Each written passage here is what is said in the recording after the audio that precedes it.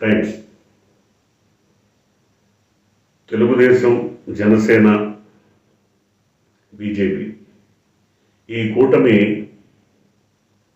సీట్ల సర్దుబాట్లు పూర్తవుతున్న నేపథ్యంలో అనుకోని అవాంతరాలను, సరికొత్త సమస్యలను ఎదుర్కోవడమే కాకుండా కొత్త చిక్కుల్లో చిక్కుకొని బయటపడలేని విధంగా కొట్టుమిట్టాడుతున్నట్టుగా అర్థమవుతుంది. ఇందుకు కారణం గతంలో ఆయా ప్రాంతాల్లో పార్టీ కోసం, పార్టీ నిర్మాణం కోసం లేదా పార్టీ కార్యక్రమాల కోసం తెలుగుదేశంలో అయితే కోట్లాది రూపాయలు ఖర్చు పెట్టిన వాళ్ళు ఉన్నారు. అలాగే జనసేనలో పార్టీని ఉనికిని కాపాడటం కోసం, పార్టీ నిర్మాణాన్ని ప్రజలకు తెలియజేయడం కోసం లక్షలాది రూపాయలు ఖర్చు చేసిన వాళ్ళు ఉన్నారు. నిరంతరం శ్రమించిన వాళ్ళు ఉన్నారు.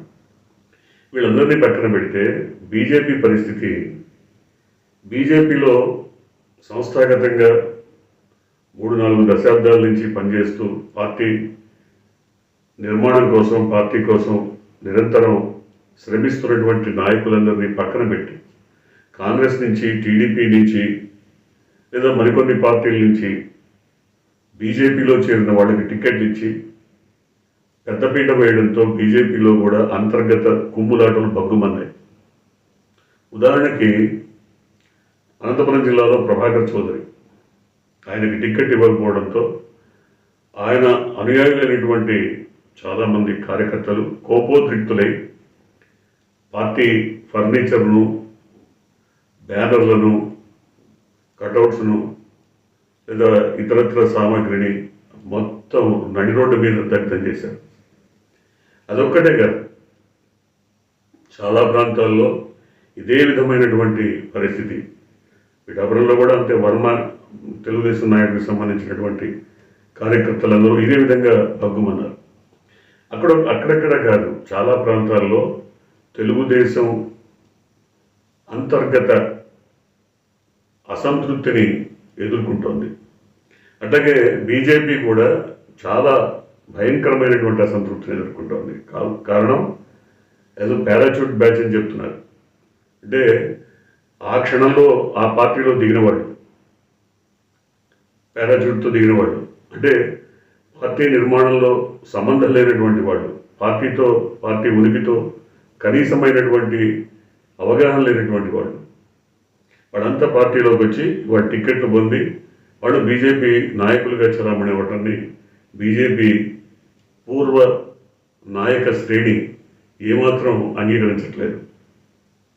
విష్ణువర్ధన్ రెడ్డి, సోము వీర్రాజు, ఇంకా చాలామంది ఇలాంటి వాళ్ళంతా కూడా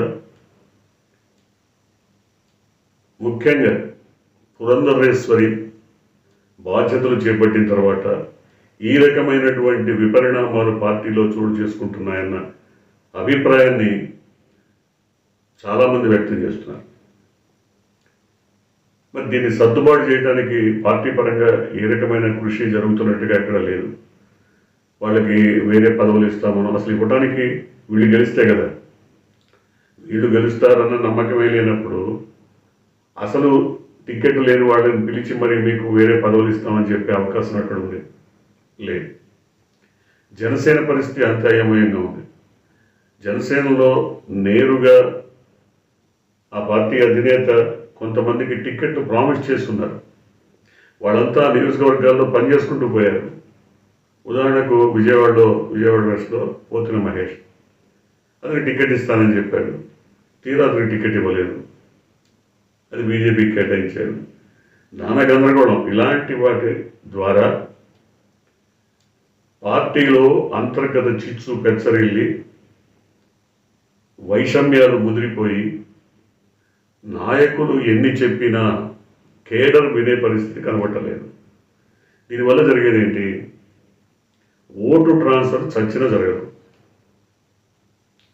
ఎందుకంటే మన నాయకుడు కానప్పుడు, మనం ఆశించిన నాయకుడు, మనం ఎవరి కోసం అయితే కృషి చేస్తామో ఆ నాయకుడు కానప్పుడు ఇంకెవరికో మనం ఓటు వేయాల్సిన పని ఏంటి? కూటమి వాళ్ళు చూసుకుంటారు. అది చంద్రబాబు లేకపోతే ఇంకో పవన్ కళ్యాణ్ లేదా మోడీయో చూసుకుంటారు. మనకేం సంబంధం? మన స్థానికంగా మనకు అనుకూలంగా ఉన్న నాయకుడు, మనం నిరంతరం టచ్లో ఉన్న, మనతో టచ్లో ఉన్న నాయకుడు, లేదా మనకి అండగా నిలబడినటువంటి నాయకుడు పోటీలో లేనప్పుడు ఎవరికో మనం ఓటేయటం ఏంటి, ఎవరి ఆ, జెండాను భుజాన మూయటం ఏంటి?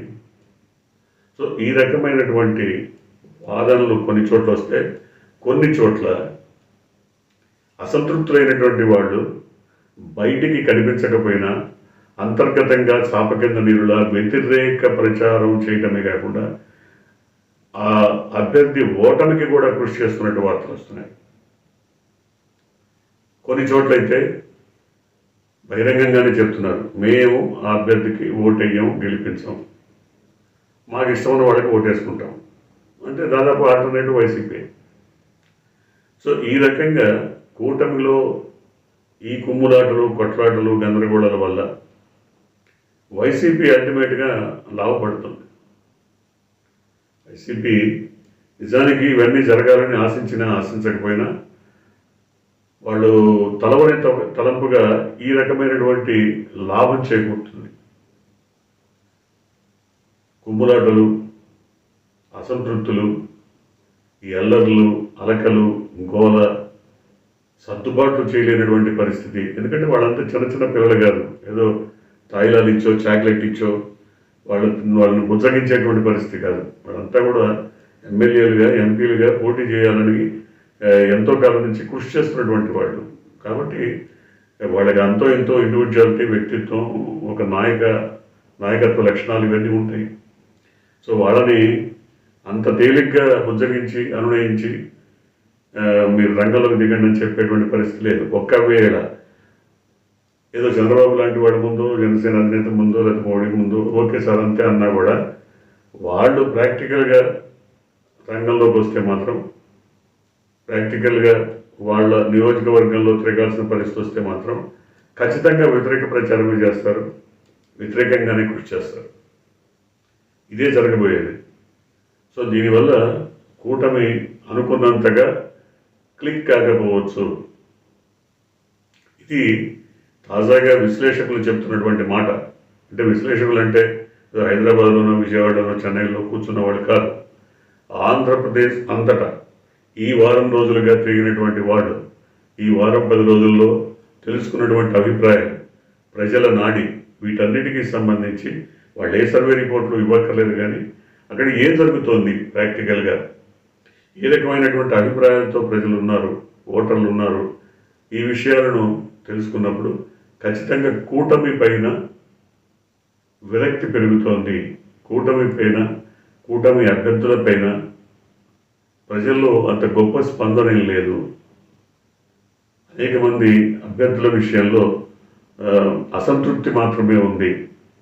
సో ఈ రకంగా చూసినప్పుడు ఖచ్చితంగా కూటమి గెలుపుని అంత సుసాధ్యమని భావించే అవకాశం లేదు. చూద్దాం ఏం జరగబోతుందో.